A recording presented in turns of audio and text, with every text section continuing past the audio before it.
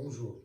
Nous allons continuer notre révision sur les espaces vectoriels normés, mais nous allons vous présenter aujourd'hui les suites convergentes et les notions de suite dans un espace vectoriel normé quelconque E. Tout d'abord, nous allons commencer par une définition.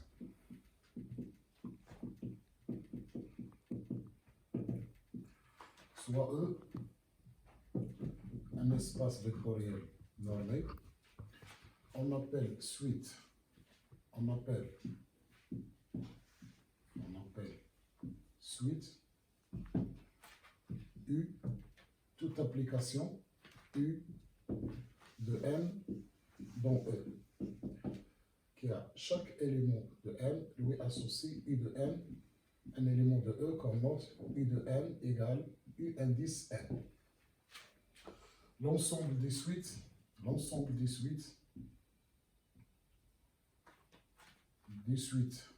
U dans E est noté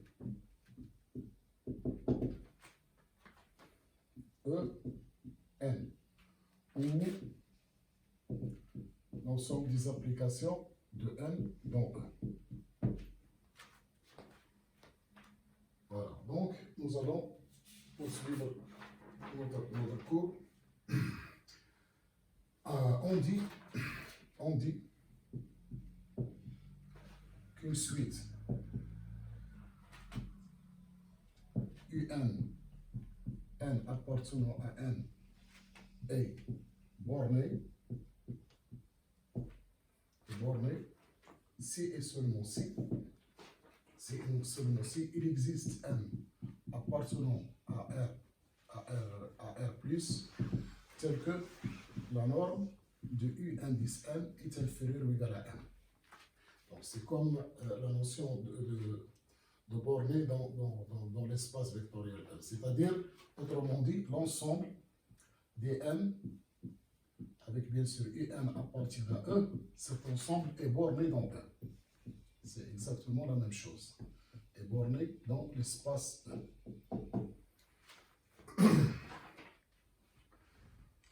L'ensemble des suites bornées,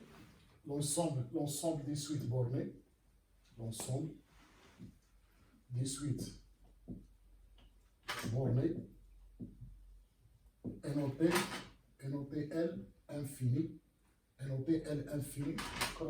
entre parenthèses E. Ça, c'est l'ensemble des suites bornées de E. Voilà. Donc maintenant, nous allons attaquer la notion de convergence des suites dans un espace vectoriel normé. Donc c'est la même chose que dans le cas réel, seulement on remplace la valeur absolue par la norme dans E. Convergence d'une suite. Convergence d'une suite U dans E. Soit UN, un appartenant N, une suite d'éléments de E, on dit que la suite UN, N appartient à N, converge dans E si et seulement si il existe L appartenant à E, tel que pour tout epsilon strictement positif, il existe un rang N appartenant à N, pour lequel, pour tout N supérieur ou égal à grand N, la norme de UN moins L est inférieure ou égale à epsilon. Donc, autrement dit, UN, la suite UN, N appartient à N, converge vers N, avec bien sûr N, un élément de E. Si et seulement si, la suite réelle UN moins L, c'est-à-dire la norme, la suite UN moins L, N appartient à N, converge vers 0 dans R. C'est exactement la même chose. Voilà. Dans le cas contraire, c'est-à-dire si IN ne converge pas, il diverge. Donc, on va écrire tout simplement la négation de cette proposition. Donc, la négation de cette proposition, UN diverge si et seulement si UN, la suite UN, UN, N appartient à N, diverge si et seulement si, pour toute L appartenant à E, il existe un epsilon strictement positif pour toute N appartenant à N. Il existe un N supérieur ou égal à N, tel que UN moins L est supérieur strictement à epsilon. Donc c'est exactement la négation de cette proposition. Dans ce cas, on dit que la suite UN diverge. Voilà, donc on va continuer. Toutes ces définitions, vous les avez vues dans le cas réel, mais c'est très important de les rappeler parce que on va les utiliser exactement dans le cas où nous allons définir les fonctions, etc., la notion de limite. Donc c'est très important. Bon, nous avons certaines propriétés. Si une suite UN,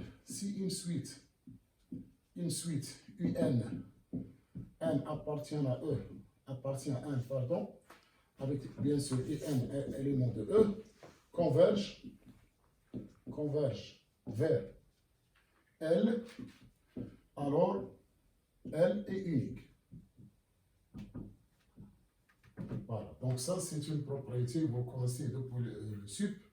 Donc l'idée de la démonstration, on suppose qu'il existe que UN converge vers deux limites, L et L' qui sont distinctes.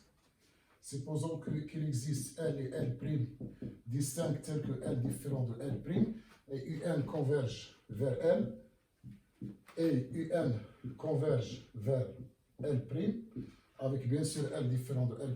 L'idée c'est de prendre epsilon égale par exemple à 2 tiers de valeur absolue de L moins L' et appliquer la définition, on va trouver une contradiction. Donc comment faire ça?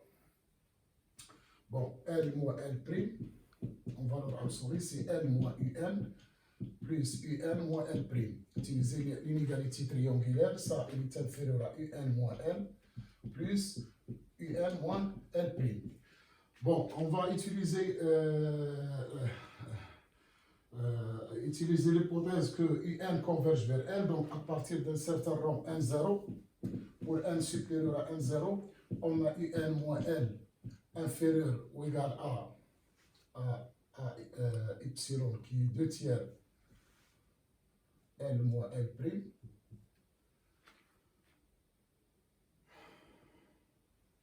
Voilà. Bien 1 tiers. Pourquoi 2 tiers? 1 tiers. 1 tiers. Et on va utiliser la convergence de UN vers L'. Donc il existe un N1, tel que pour N supérieur à N1, on a UN moins L' inférieur ou égal aussi à la même chose, à 1 tiers N moins L'. Donc si je prends un N2 qui est égal au max de N1 et N2, de M0 plutôt et N1, donc si N2 égale max de N0 et N1, on a pour tout N supérieur à N2, on a UN moins L inférieur, on a UN moins L inférieur à 1 tiers L moins L', et UN moins L' inférieur à 1 tiers L moins L'. Donc on aura valeur absolue de L moins L' est inférieure ou égale à 1 tiers, valeur absolue de L moins L' plus 1 tiers L moins L' qui est égal à 2 tiers L moins L'. Et ceci n'est vrai que si L égale à L'. Or, on a supposé que L est différent de L', donc ce qui est absurde. Donc, on a montré que si une suite UN converge vers L, L est unique. Voilà. Donc ça, c'est bien de se rappeler de ces démonstrations. C'est un résultat de sup. Donc, on a vu l'importance de l'inégalité triangulaire ici aussi. Hein. Donc tout ce que nous avons fait auparavant, il sert. Bon, maintenant nous allons vous donner un exemple. Un exemple. Voilà. Soit UN, une suite d'éléments de E. Voilà. Une suite d'éléments de E peut converger. Bon, ça c'est juste une remarque. Avant l'exemple, une remarque. Une suite d'éléments UN, un appartenant N, peut converger vers N1 pour une norme N1, et la même suite UN peut converger vers L2 qui est différent de L1 pour une norme N2. Donc voilà, je vais vous donner un exemple. Donc, un exemple. Dans ce cas, on va prendre l'espace vectoriel E des fonctions de classe C0 de l'intervalle 0,1 dans R. Et je vais prendre la suite Fn. C'est une suite de fonctions définie par Fn de t égale à t à la puissance n. Et on va considérer la norme infinie. Fn, la norme infinie Fn, c'est quoi? C'est le sup des valeurs absolues de Fn de t lorsque t appartient à l'intervalle 0,1. Donc le sup de Fn de t lorsque t appartient à 0,1, il est égal à 1. Ça c'est pour la norme infinie. Pour la norme 1, on a la norme Fn 1. Ça, je rappelle, ça c'est l'intégrale de 0 à 1 de la valeur absolue de Fn de t.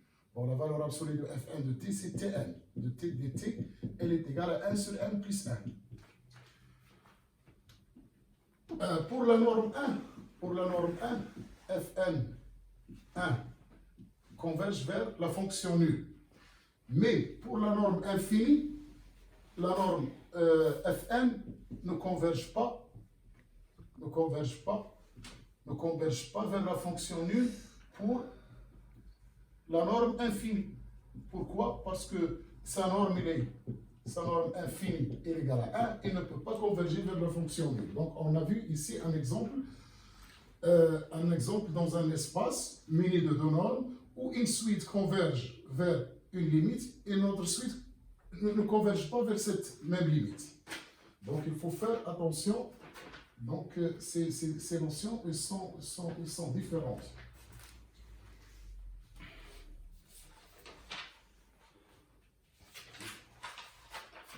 Voilà.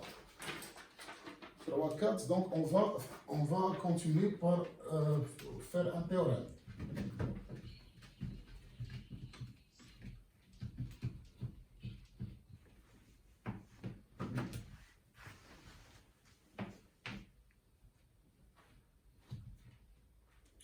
Toute suite convergente d'éléments d'un espace vectoriel pour un norme 1 est bordée. Donc ça aussi c'est un résultat de suite. Donc toute suite convergence dans un espace vectoriel normé et borné. Donc ça, la démonstration, ça vous le connaissez. Donc bien sûr, si je prends y égale à 1 et je fais la définition de la limite. Donc pour y égale à 1, je sais qu'il existe un rang n à partir duquel un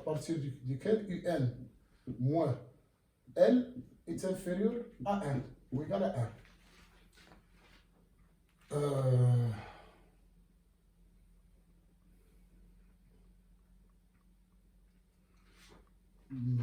Je sais, voilà. Donc,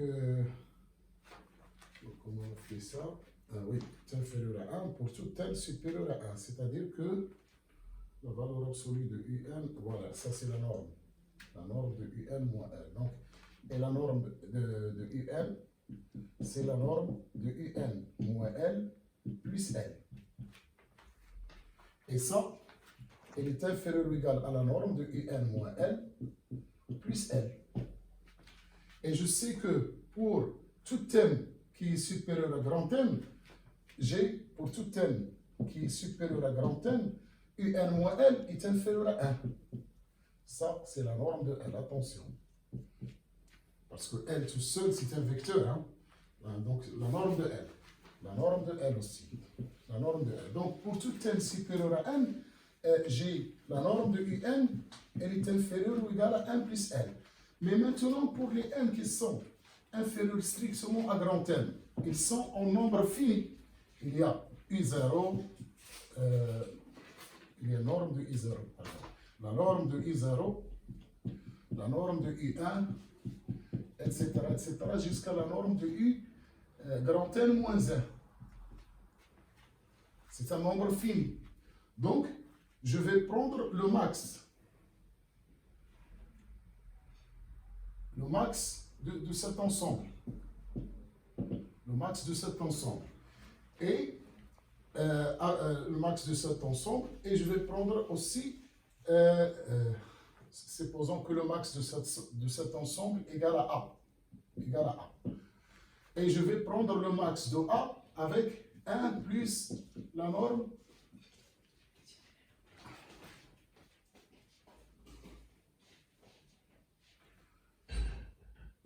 de 1 plus la norme de L.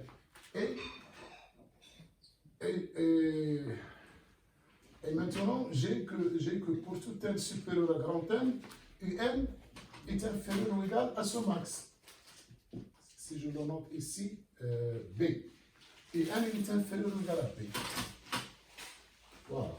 Donc, j'ai arrivé à montrer que si une suite est convergente, elle est bornée. Mais si une suite n'est pas bornée, donc par contraposition, une suite qui n'est pas bornée, elle n'est pas convergente. Donc ça, c'est justement la contraposée du théorème. Donc si une suite UN, N appartient à N, n'est pas bornée,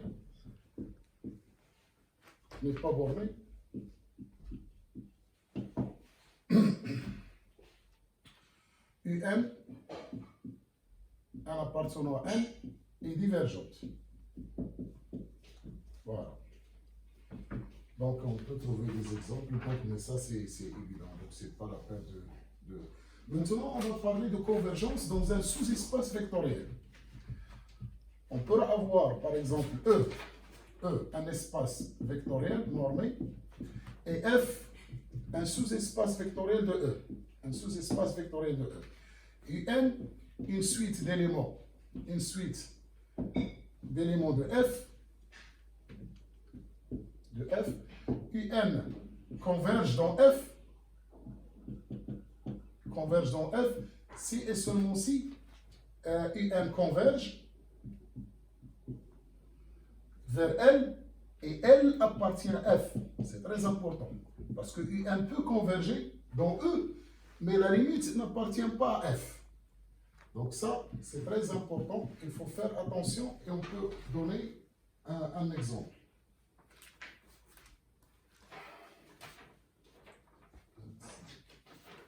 Voilà. Donc, et nous avons un exemple ici. Hein. Donc, je vais vous donner un exemple. Voilà. Donc, je vais vous donner un exemple de ça.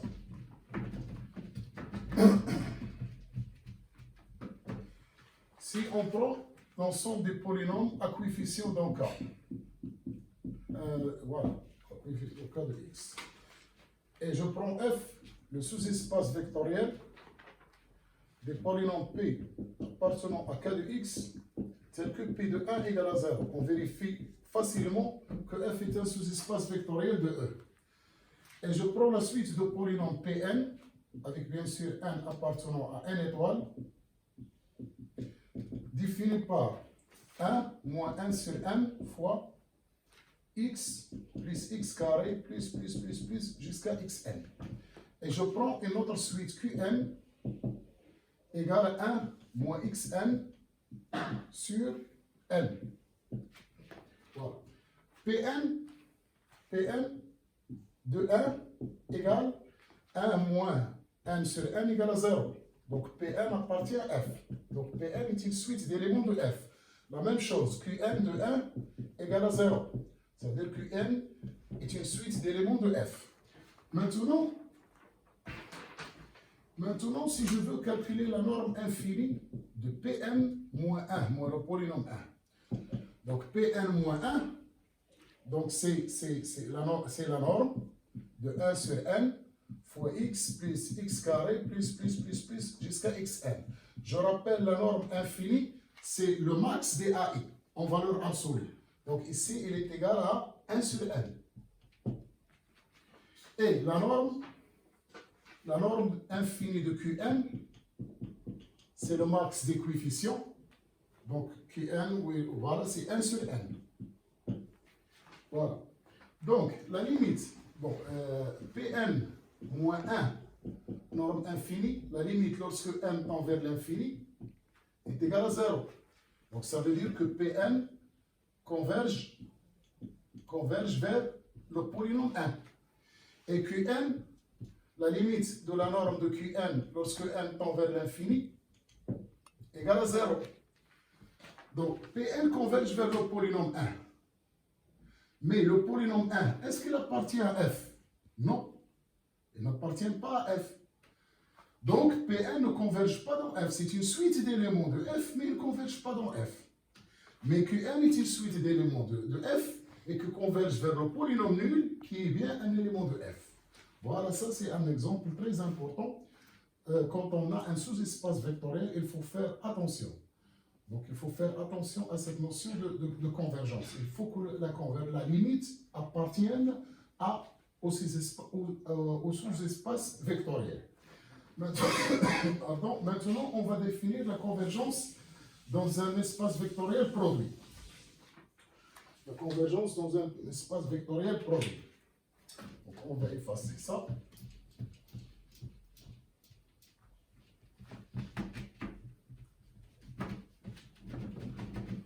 Bon, comme on a dit l'autre fois, si j'ai maintenant si j'ai une famille EI, I appartenant à l'intervalle 1, n, de n, tel que EI est un espace vectoriel normé muni de la norme NI, muni d'une norme NI. L'espace produit, c'est quoi? E, c'est E égale E1 fois E2, croix E2, etc. jusqu'à croix, pour ne pas faire de confusion, je vais faire ici P. EP. Voilà. EP, ça c'est l'espace produit. Je vous rappelle qu'on a défini dans E la norme n de x égale au max de ni xi, avec bien sûr i allant de 1 jusqu'à p. Je rappelle que x, un élément de E, il va s'écrire sous la forme x1, x2, xp. Voilà.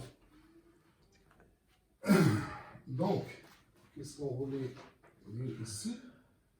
Une suite d'éléments, voilà, un. Voilà, une suite d'éléments, un, une suite d'éléments, un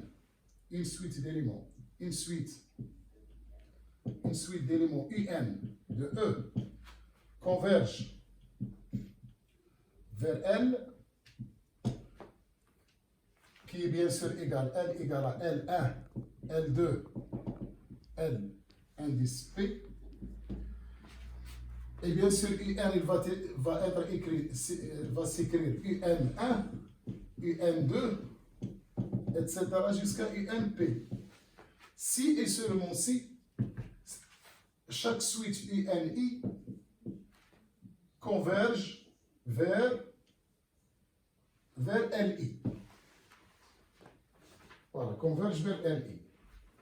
Et bien sûr, I allant de 1 jusqu'à P. Voilà. Donc, pour la démonstration, donc on va faire la démonstration de ça. Donc, ça, c'est très important de comprendre cette notion de convergence dans un espace produit. C'est-à-dire que si j'ai une suite UN d'éléments de E, cette suite UN, elle va s'écrire, bien sûr, comme un PUplé des éléments de EI. UN1, UN2 jusqu'à UNP. C'est-à-dire qu'en quelque sorte, UN1, c'est la composante de UN suivant E1. La même chose. UN2, etc. Donc, ils convergent vers L, qui est un élément de E, et que L va s'écrire aussi comme L1, L2, Lp. Si et seulement si chaque UNI converge vers LI, chaque UNI converge vers LI. Converge vers LI. On va montrer que N de UN moins L tend vers 0. On a N de UN moins L, il est inférieur ou égal à la somme des MI, UNI, moins LI. Et allant de 1 jusqu'à P. Mais comme chaque UNI tend vers LI, donc cette somme-là est une somme finie qui converge vers 0. Donc, ou bien on peut appliquer le théorème de Jordan. Donc, la limite de N UN moins L, lorsque M tend vers l'infini, est égale à 0. Donc, on a montré que si chaque UNI converge vers LI, alors UN moins L va converger aussi vers 0. Donc, ça, c'est d'une part. Maintenant, réciproquement. Réciproquement. Réciproquement,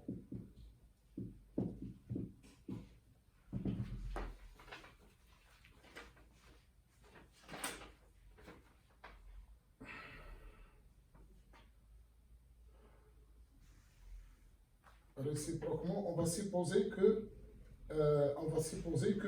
N et N moins L tend vers 0.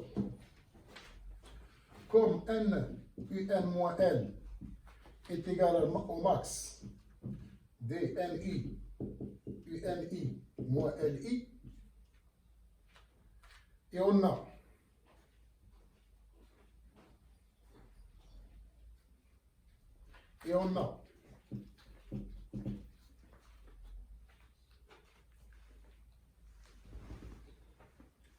NJ, UNJ moins LJ, elle est inférieure ou égale à N de UN moins L, qui est le max. On sait que cette suite-là, par hypothèse, tend vers 0, donc nécessairement là, cette suite tend vers 0. Donc, quel que soit J appartenant à 1 à N, la suite NJ, UNJ moins LJ va converger vers 0. Et voilà. Maintenant, on va attaquer la notion de l'équivalence des normes. Donc, on va commencer par un petit exercice comme ça pour comprendre pourquoi on a pensé à cette notion d'équivalence de normes et dans quel contexte on l'a introduite.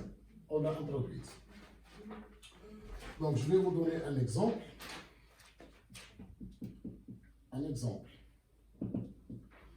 Dans l'espace E des fonctions de classe C0 de l'intervalle 0,1 dans R, c'est un espace vectoriel normé.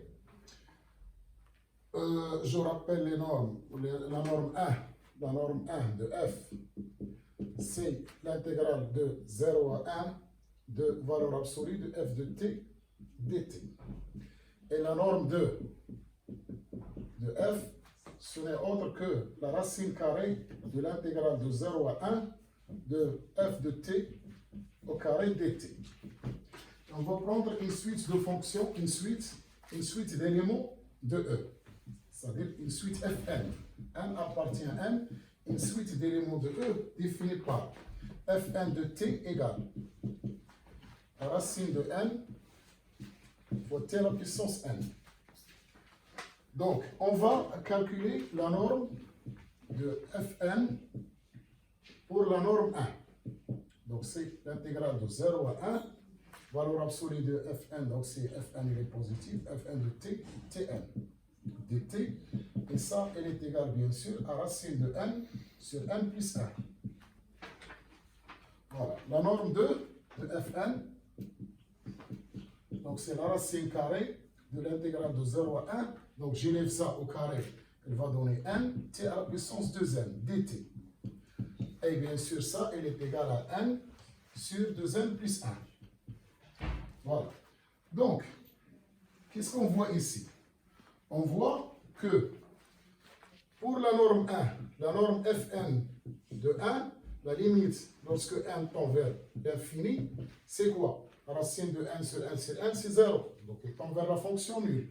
Pour la norme 2, la limite de la norme de Fn2, lorsque n tend vers l'infini, il tend vers 1 demi. Mais j'ai oublié ici une racine. Donc vers racine de 1 demi.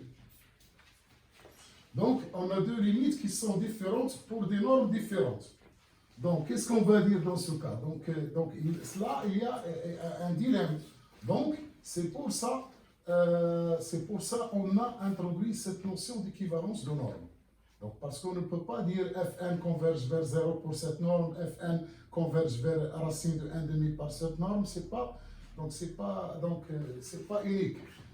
Donc s'il y a convergence, il y a unique, ça doit être unique pour toutes les normes. Donc c'est pour cela qu'on a pensé à introduire cette notion qui est très importante d'équivalence des normes. Donc, on va maintenant définir qu'est-ce que ça veut dire norme équivalente dans un espace vectoriel normé. C'est justement pour lever cette ambiguïté de convergence.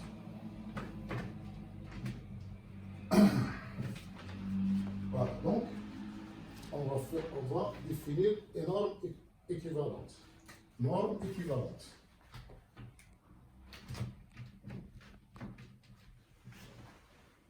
Norme équivalente. Voilà. Donc, soit E, un espace vectoriel normé, et soit N1, N2, deux normes de E, deux normes sur E. Deux normes définies sur E, deux normes sur E, de E. De E. On dit que N1 et N2 sont équivalentes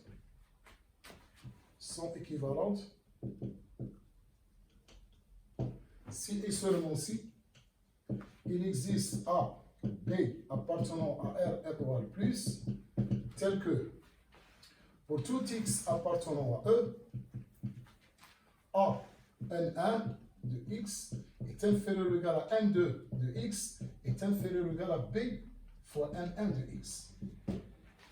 Voilà la définition. Voilà. Et bien sûr, cette relation d'équivalence de norme est une relation d'équivalence. Parce que toute norme elle est équivalente à lui-même. Si N1 est équivalente à N2, donc il suffit je change l'ordre ici de cette inégalité et je vais trouver la même définition pour N2, donc il est symétrique.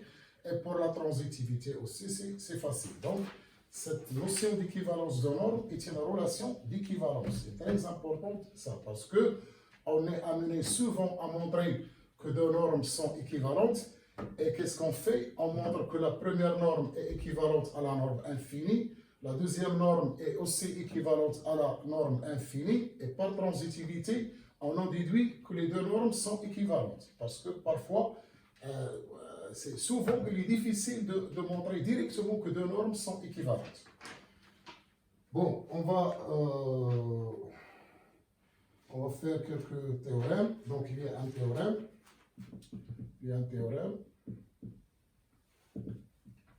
Bon, théorème, qu'est-ce qu'il dit? Si j'ai deux normes N1 et N2 qui sont équivalentes dans un espace vectoriel normé, si et seulement si, tout de suite, ce qui est équivalent à une suite UN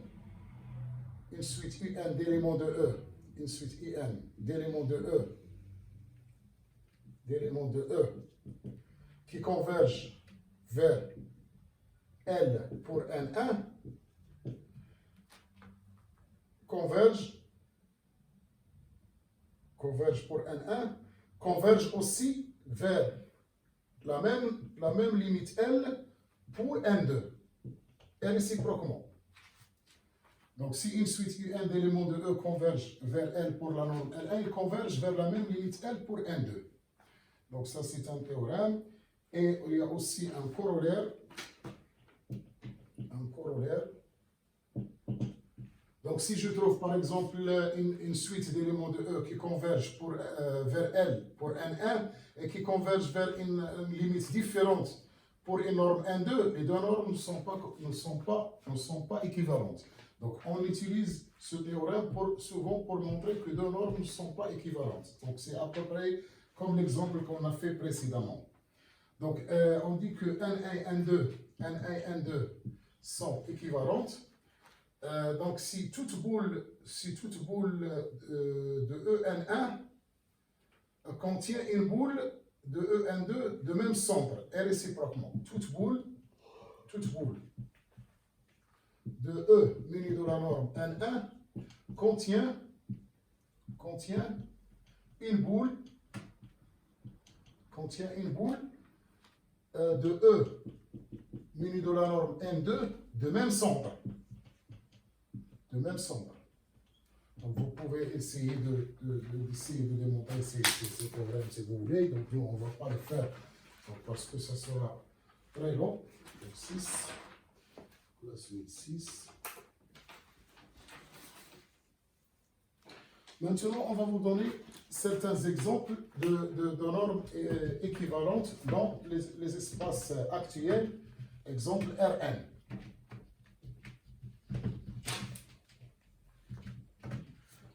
Donc, on sait que Rn, donc je vais vous rappeler, donc Rn ou bien Kn, donc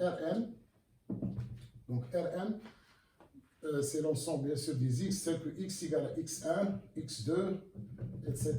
xn avec les xi sont des éléments de R. On a défini, donc si vous vous rappelez, la norme N1. N1 de x, c'est la somme des valeurs absolues de xi. I allant de 1 jusqu'à n. La norme 2 de x, c'est la norme du produit scalaire canonique dans Rn, c'est la racine carrée de la somme des valeurs absolues de xi au carré, I allant de 1 jusqu'à n. La norme infinie de x, c'est le max des valeurs absolues de xi avec i, bien sûr appartenant de 1 à n. Donc, on va montrer que ces normes sont équivalentes. D'ailleurs, c'est un résultat qu'on va le voir plus loin, c'est qu'en dimension finie, parce que Rn est un espace vectoriel de dimension n, donc de dimension finie, en dimension finie, toutes les normes sont équivalentes. Mais ce résultat, on va le montrer plus tard. On va le montrer plus tard, parce que maintenant, on n'a pas les outils pour pouvoir le montrer. Donc maintenant, qu'est-ce que je sais? Je sais, par exemple, si je prends un xi quelconque, n1 de x, c'est quoi? C'est la valeur absolue. Bon, pardon. Je vais montrer que, voilà, j'ai, par exemple, valeur absolue de xi, elle est inférieure ou égale max de xi. Donc, qui est égal, bien sûr, à la norme infinie de x. Donc, si je somme cette égalité, donc la somme des xi, i allant de 1 jusqu'à n, serait inférieure ou égale à n fois la norme infinie de x. Donc, qu'est-ce que j'ai montré maintenant? J'ai montré que la norme n1, N1 de x, elle est inférieure ou égale à n fois la norme infinie de x. Donc j'ai cette première inégalité. Voilà. Donc maintenant, on va voir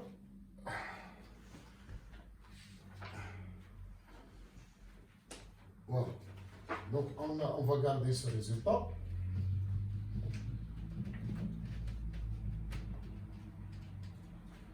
Bon. La norme infinie de x, c'est quoi? C'est le max de valeur absolue de xi, il appartient à 1 à n, de 1 à n. et qui est égal, bien sûr, à un xi 0. Puisque les xi ils sont en nombre fini. Donc, il existe au moins un i0 qui est le max des valeurs absolues de xi. Donc, et je sais bien que ce xi0, il est inférieur ou égal, bien sûr, à xi0 plus la somme de tous les xi pour i différent de x0, de i0. Et ça, bien sûr, ça, c'est quoi? Ça, c'est la norme 1. C'est la norme 1 de x. Donc, et ça, c'est quoi? C'est la norme infinie. Puisque x0, c'est le max de xi, ça, c'est la norme infinie. C'est la norme infinie de x. Donc, on a trouvé une deuxième inégalité, c'est que la norme infinie de x inférieure ou égale à n1 de x. Donc voilà une deuxième inégalité. Donc, si on utilise cette inégalité et cette inégalité, qu'est-ce qu'on aura trouvé? On aura trouvé que la norme infinie de x inférieure ou égale à la norme n1 de x inférieure ou égale à n fois la norme infinie de x. Et ça veut dire exactement que la norme infinie et la norme n1 sont équivalentes. Donc, ce qui implique que la norme n1 est équivalente à la norme infinie. Donc, on a montré maintenant que la norme n1 est équivalente à la norme infinie. Maintenant, on va faire la même chose pour la norme n2 et la norme infinie.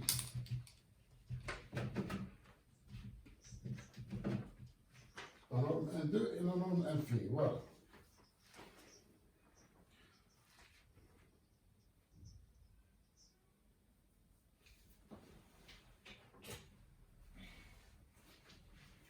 Bon, nous avons que si je prends xi pour i quelconque, il est inférieur ou égal à la norme infinie.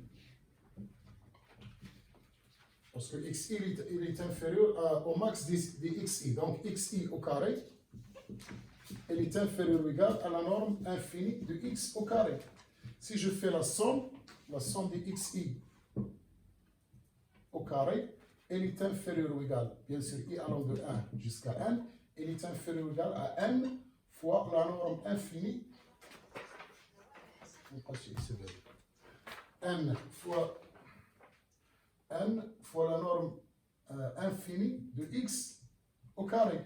Donc, si je passe à la racine carrée, je vais trouver que la norme n2 de x est inférieure ou égale à racine de n fois la norme infinie de x. Donc, on a cette première inégalité. Maintenant, on va voir la deuxième inégalité. Donc, on a ce résultat.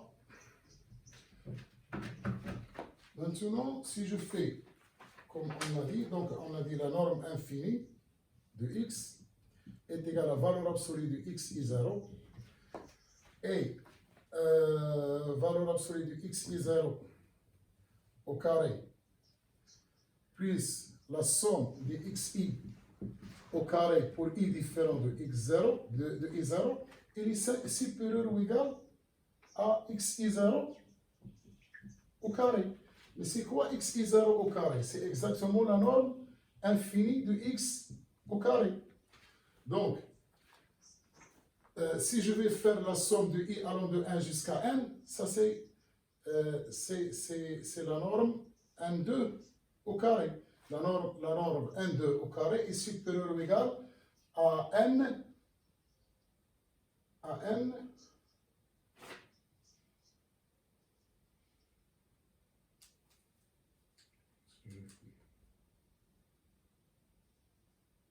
c'est directement. Donc ici directement. Donc ça veut dire ici que la norme N2,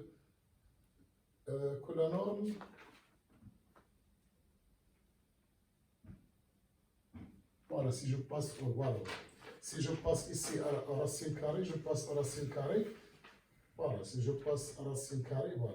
Donc on n'a pas besoin de faire la somme. Donc ça c'est la norme infinie de x au carré je passe aux racines carrées directement, sans faire la somme. Donc, je passe aux racines carrées. Donc, je vais trouver N2 au carré supérieur. Voilà, ça implique directement N2 de x supérieur ou égal à la norme infinie de x. Voilà, en passant aux racines carrées. Et on aura bien sûr donc, la norme infinie. Bien sûr, on aura la norme infinie de x inférieur ou égal à N2. Voilà, d'après la première égalité. Et N2 de x, elle est inférieure ou égale à racine de n fois la norme infinie de x. Donc, dans ce cas, on a montré que la norme infinie, elle est équivalente à la norme N2. Et bien sûr, en utilisant le résultat précédent et ce résultat, on a donc montré que la norme N1 et N2 sont équivalentes. Et on a bien sûr cette inégalité.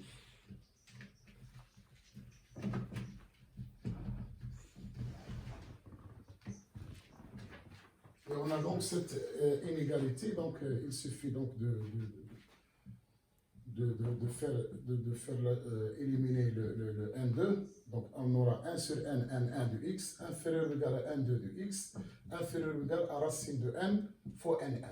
Donc, on a montré dans ce cas, dans Rn, que la norme N1 et N2 sont équivalentes. Voilà.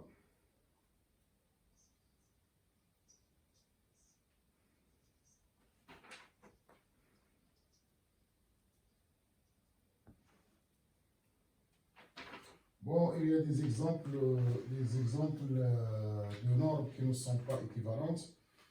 Donc, on va faire, par exemple, dans le cas de x, on va faire un exemple, comme ça pour mieux comprendre. Donc, si on prend, par exemple, l'ensemble des polynômes à coefficient de k, donc E égale k de x,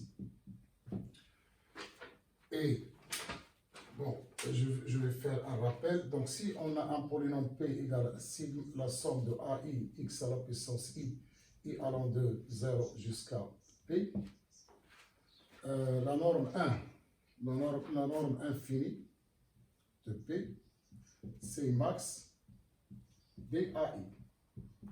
Bien sûr, I, dans ce cas de 0 à P. Et la norme N1, voilà, la norme N2, ou bien N1, oui. La norme N1 de P, c'est la somme des valeurs absolues de AI et allant de 0 jusqu'à P. La norme N2 de P, c'est la somme des AI au carré et allant de 1 à P, tout ça à la puissance N de U. Voilà. Donc, il est évident que nous avons norme infinie de P, la norme infinie de P qui est le max, comme on a fait auparavant, est inférieur ou égal à N2 de P, est inférieur ou égal à N1 de P. Donc nous avons cette égalité. Donc on va chercher la suite pour continuer. Donc si on a cette égalité, donc si on prend le polynôme P égale une suite de polynômes, si je prends une suite de polynômes, Pn égale la somme des xk, k allant de 0 jusqu'à n. Ça, c'est une suite de polynômes. Bien sûr, la norme 1 de P, on a dit, la norme N1 de P, c'est la somme des valeurs absolues des AI. Donc, c'est 1 plus 1. La norme infinie, c'est de Pn. La norme infinie de Pn, c'est le max des AI en valeur absolue, donc c'est 1. C'est 1 plus 1, puisqu'on somme jusqu'à... Non, la norme infinie, c'est 1. C'est 1. C'est juste. Et la norme N2 de P, donc si j'applique ça, c'est la racine de n plus 1, puisque les AI sont tous égaux à 1, et ça c'est la somme de 0 puisque les A ils sont tous égaux à 1 et je somme de 0 à P. Donc P, bon, on change ça, on met N. Donc c'est N plus 1, c'est la racine carrée de N plus 1. Voilà. Maintenant, si on suppose que la norme N1 et la norme infinie sont équivalentes. Si N1 et la norme infinie sont équivalentes, qu'est-ce qu'on aura? Donc, il va exister un alpha appartenant strictement positif, tel que N1 soit inférieur ou égal à alpha norme infinie. Norme infinie. Donc, en l'appliquant à la suite de Pn, qu'est-ce qu'on aura? N1 de Pn sera inférieur ou égal à alpha n norme infinie de Pn. Mais N1 de Pn, c'est quoi? N1 de Pn, c'est N plus 1. Sera inférieur ou égal à alpha, la norme infinie de Pn, c'est 1. C'est 1. Donc, qu'est-ce que ça veut dire ça? Ça veut dire qu'il existe alpha strictement positif, quel que soit n appartenant à n, n plus 1 inférieur à alpha. Ça veut dire que n inférieur ou égal à alpha moins 1. Ça veut dire que l'ensemble des entiers naturels n est majoré, ce qui est absurde. Donc, la norme N1 ne peut pas être équivalente à la norme infinie. Et de la même façon, on va démontrer aussi que la norme N2 n'est pas équivalente à la norme infinie.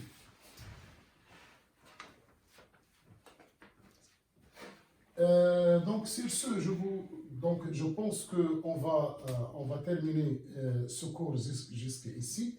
On va continuer prochainement. Ce cours.